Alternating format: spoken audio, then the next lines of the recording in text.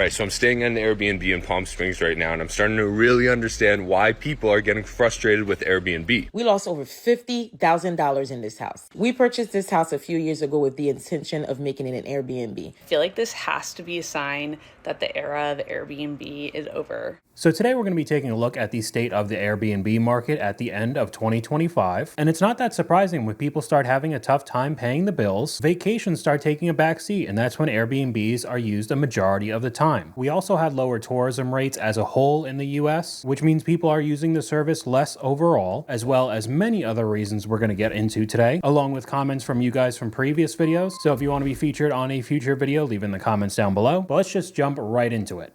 Alright, so I'm staying at an Airbnb in Palm Springs right now, and I'm starting to really understand why people are getting frustrated with Airbnb. As an example, we booked a house with this beautiful pool here, and the day before we checked in, we got a message from the owner saying that it's $109 extra per night just to heat the pool.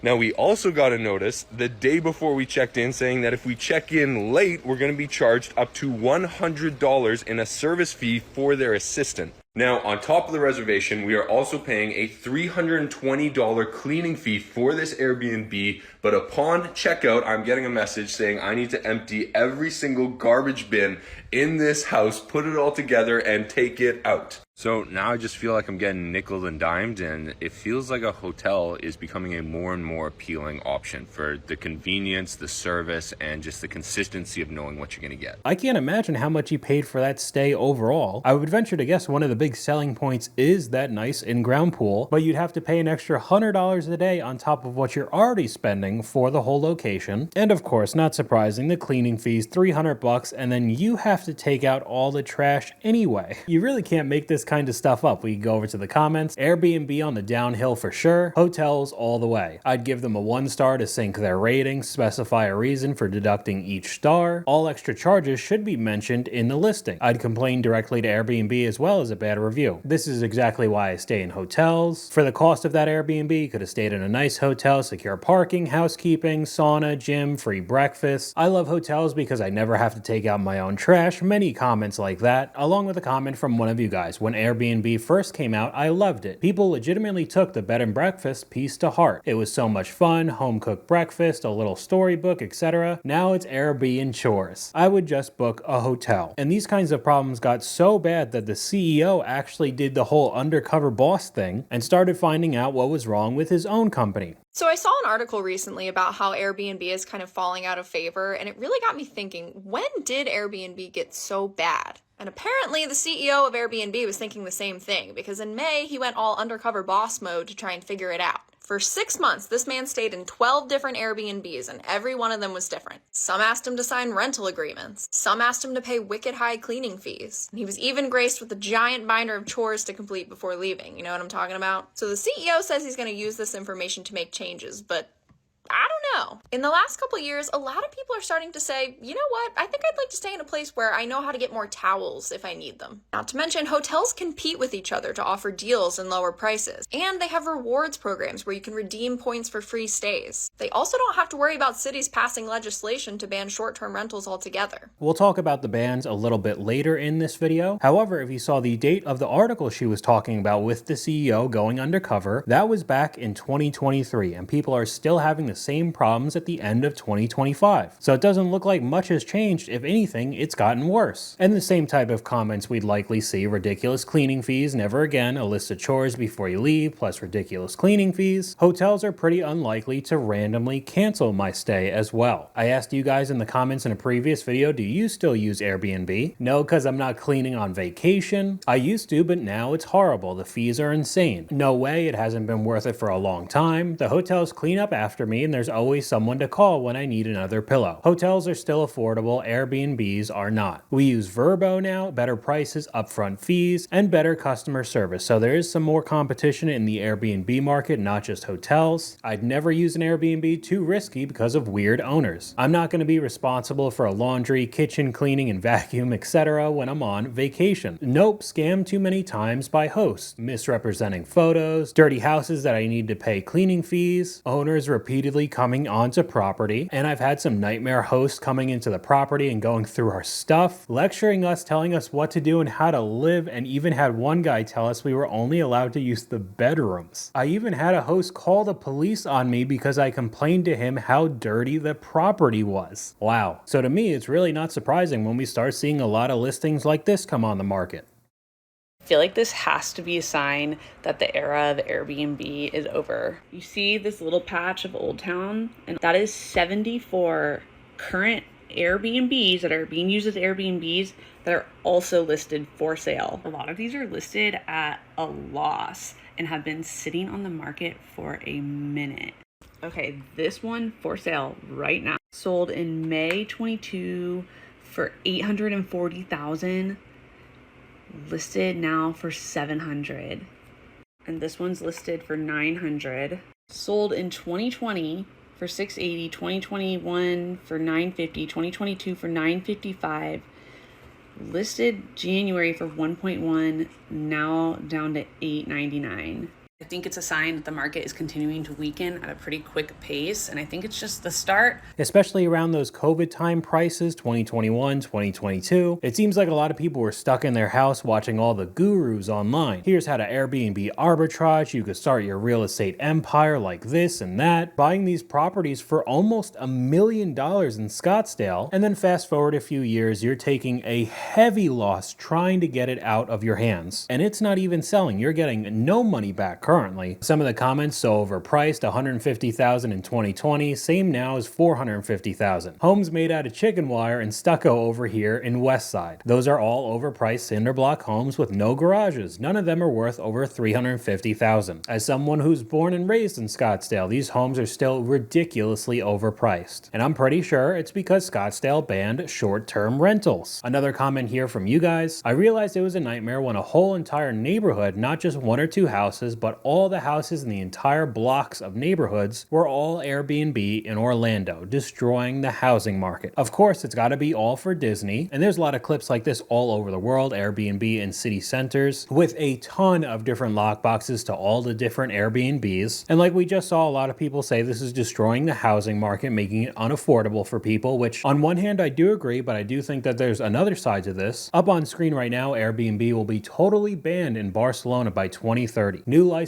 will not be renewed after 2028, meaning it will be totally phased out. 10,000 have already been removed, and we've talked about that in a previous video. However, a comment from this picture makes a very good point. If they think those properties are going back to the locals, they're wrong. The rich and powerful will retain ownership and charge exorbitant prices to rent them back to locals, who will be spending 70% of their paychecks on rent, since they're going to be losing their income as tourism continues to decline. I'm not saying I'm completely fine with somebody having 50 different Airbnb properties, but it's not like these listings are just going to be sold for bottom of the barrel prices to locals. These massive companies with unbelievable amounts of money will just start buying up all the properties. Of course, everybody's heard about BlackRock in the past few years, and then you'll be forced to pay a very high rent to these conglomerates. Adding into the saying you'll own nothing and be happy, with another issue talked about in that comment section as well. Many of these areas bank on tourism, and if there's not that many properties, or they're not welcoming anybody from outside of the country, their income is going to hurt even more while the prices still go up. It kind of is still a lose-lose situation, but we'll talk about it a little bit more later in the video. We have these screenshots up right now, why I stopped using Airbnb from a traveler. The hidden fees killed it for me. $50 a night turns into $90 after cleaning fees, service fees, and taxes. At that price, I'd rather have a hotel. Then there's the effort finding the keys, figuring out Wi-Fi passwords, taking out the trash, stripping beds. I'm on vacation, I don't want to do chores. Hotels have gotten so much better too. Free breakfast, 24/7 front desk, daily housekeeping, often in better locations than residential Airbnbs. The final straw, unreliable host. I've had too many last minute cancellations and misleading photos. Hotels don't randomly cancel your confirmed bookings. We've heard that a couple times now. But it's not just the Airbnb guests saying that it's not worth it anymore and the market's crashing. We could take a look at some of the owners.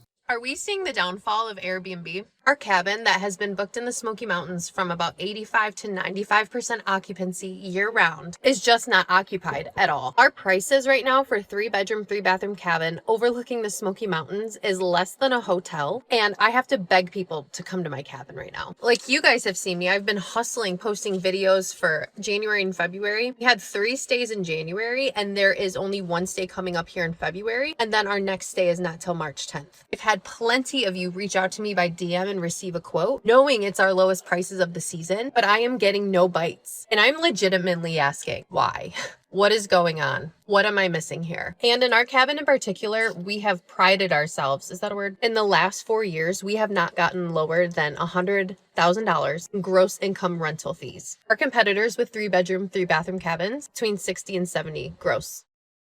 Alright then, I still think you're missing a very obvious point. It could be the lowest price in the area, lower than all the other Airbnbs and the hotels, but if you took a look, it was still $200 a night, and I'm assuming without all the fees. So maybe you're looking at around $250 per day, but still, let's say $200 even. That's a lot of money right now that people do not have. Everything is getting more expensive and people are having to tighten up their wallets, so most people can't swing a long weekend at the Smoky Mountains for $200 a day. Here's the problem: cost. I just priced out your cabin and the nightly rate was low, but I added in the cleaning fee, taxes, and Airbnb service fee. It was over $600. Hotels nearby were as low as $86. There you go. Guess you didn't price out everybody else in the market. After your fees for a weekend in February, it's $1,500 for 3 nights. $500 a day. A few miles away, a Hilton Garden Inn that sleeps 4 is $150 a night and includes breakfast and late checkout. I'm not leaving at 10. Now I know they're probably going to argue that they're in the Smoky Mountains and the views are going to be super nice, but if people are still going on vacation right now, they're going to cut costs as much as they can. And I'm not the only one thinking this way. There's other creators who have replied to this video. Are we seeing the downfall of Airbnb?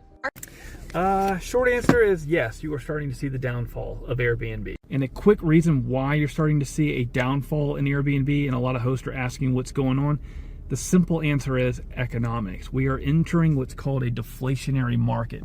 Most families don't have as much discretionary income. Budgets are stretched to the max. Credit card bills are coming due. If worse, some are getting maxed out. What does that mean to you if you're a host or a super host or you have an Airbnb, whatever that looks like?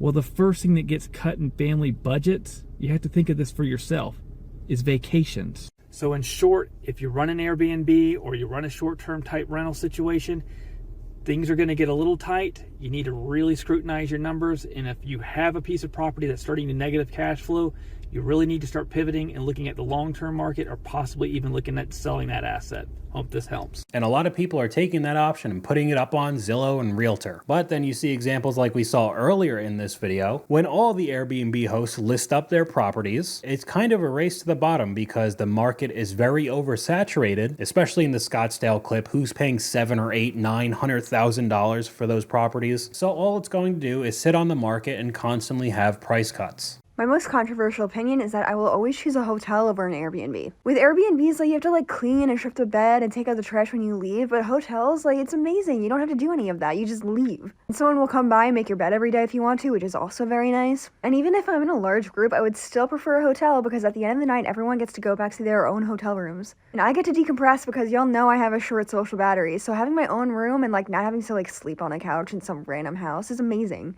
So what she talked about there is one of the pros, in my opinion, of an Airbnb, and another comment from you guys right here. I feel like Airbnb only makes sense when you have a large group, like 6 to 10 people going on vacation, because maybe it would be cheaper to get several different hotel rooms. I don't know, it depends on what you pick, but if you do split a large house amongst several people going on vacation, of course the price is going to be lower per person, and I think you'd be able to do more compared to several hotel rooms. The Airbnb market is absolutely in a bubble, and I'm about to show you why in this video. So I vacation in Seaside/Miramar Beach. This market for rentals is extremely hot, or at least it was. Now this is a chart of just on Zillow what's for sale just in these small neighborhoods on the beach. Every single house is sitting for at least 100 days. All of these houses. You have some people who are taking a $600,000 loss just to get rid of their houses. Meanwhile, everybody else is reducing their price by hundreds of thousands of dollars every single month. What's going on is that all these people thought, oh, I can just buy a pretty house, Airbnb it, and make money. That is not the case anymore. Nobody wants their second home anymore. The Airbnb income isn't making sense. And anybody who bought with 5-year adjustable rate mortgages are going to get absolutely fried.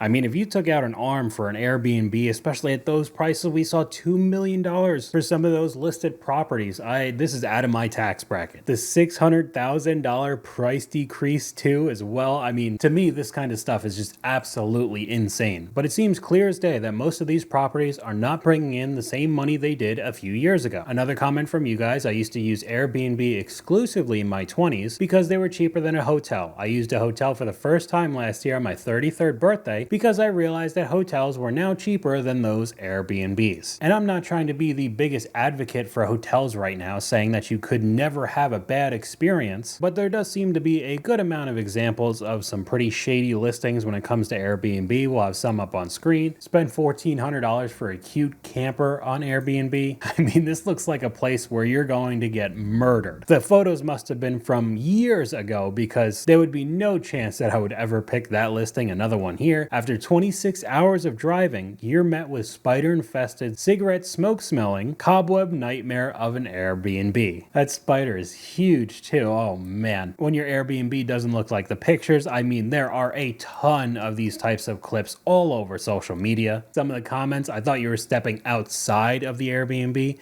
Is this the inside? Where is this? The underworld? 161,000 likes on that comment. And another clip on screen that has two different problems when it comes to these places. POV, your Airbnb guest, said they were having a small gathering for their daughter. And obviously there is a house party going on. And almost all listings say you're not allowed to have parties on their property. But then you go over to the comment section. Thanks for proving Airbnb owners put cameras inside. Never book an Airbnb. Got it. Watching them is weird. Never using Airbnb again. Would never use Airbnb after seeing how many people put cameras inside. So that's basically the entire comment section. I could see it from both sides. Clearly having a camera in the house, I don't even think is allowed, but we have also seen instances where guests have completely destroyed these houses. So maybe you are someone that put a down payment on a rental property, thinking you were going to get some extra income because of this market, and then one of the guests throws a party and absolutely destroys your property. I don't know, I think this whole situation from this clip is bad, but we could go over to some of the gurus that I've seen. This is exactly how you're going to get every single Airbnb arbitrage deal approved. Time and time again, we always hear people say, oh, landlords won't allow you to do Airbnb.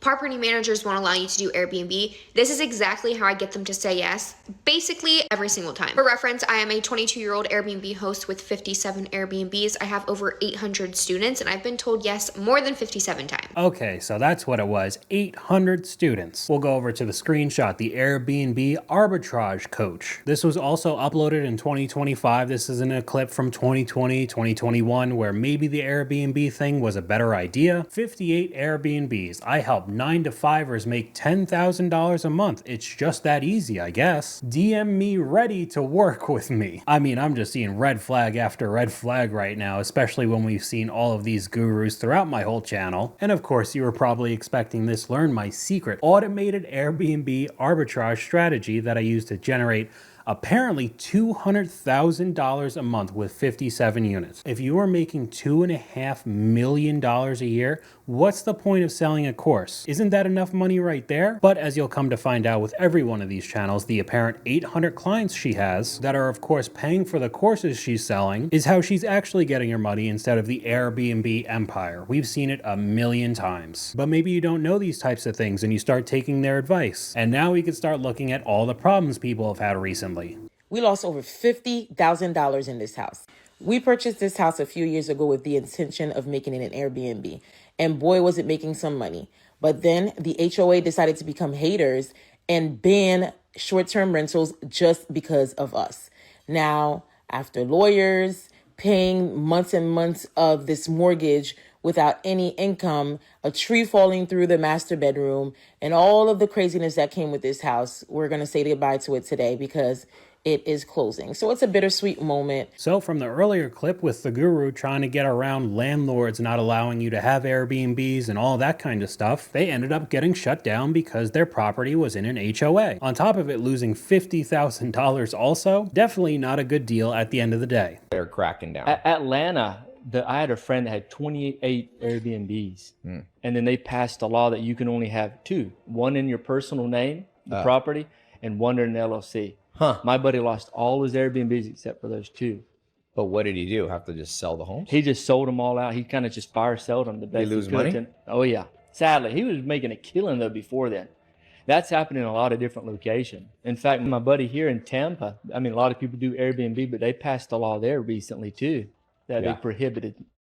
So even if you think you found a very good deal in 2025, you have no idea what kind of laws are going to pass in the future, so you put a down payment on a most likely overpriced property, and maybe you're making some money for a few months, but out of nowhere they get completely banned and there's nothing you could do. Some of the comments from this clip: good, 26 more families have a chance to live in a home. Again, I'm not trying to be on the side of the Airbnb hosts that have a ridiculous amount of properties, but in all likelihood, some company like BlackRock is going to buy up all of those properties and then rent them back to normal everyday people for a very high price. Even if that's not the case, how many people could afford an on average, $430,000 home? Most people are living paycheck to paycheck right now. Everything is just way too expensive. I do want to shoehorn this in as well with the scams that come up. When you talk about the Airbnb market, I have a TikTok where I put one of the clips from an older video up, and this must have been some automated bot that puts comments under every single Airbnb keyword. Hey, that sounded rough. I've been looking into how hosts deal with stuff like that and wanted to connect. Did Airbnb ever sort it out for you? So clearly they didn't watch the video and you go over to the page. Airbnb problems. I help guests and hosts get fast results with a WhatsApp number. So this is just a complete scam, not connected to Airbnb whatsoever, but we could keep talking about the recent bans. Short-term rentals in Placentia are officially on lockdown. The city just banned all new Airbnbs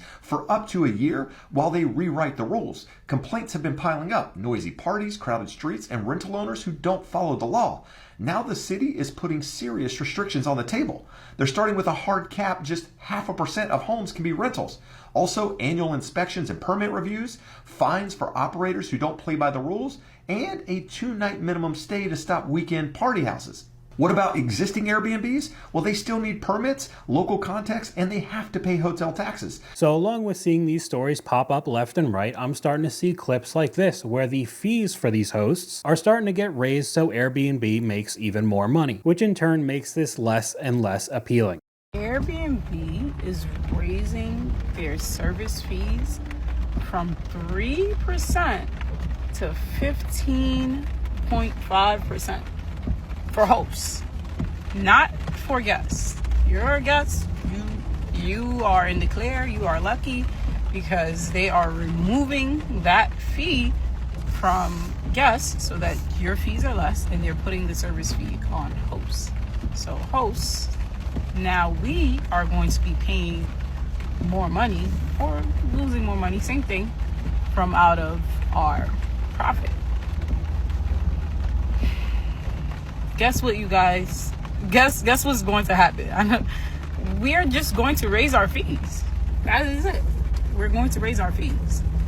I stopped booking Airbnb a long time ago. It's cheaper to book hotels. Hotels are winning, especially safety. It's a dying model. Hosts and investors should start to pivot. Airbnb has gotten so out of control, I've gone back to hotels. There's no $300 cleaning fee. And we'll end off this video with a lot of hosts realizing that it is over. They're packing up shop and selling their properties.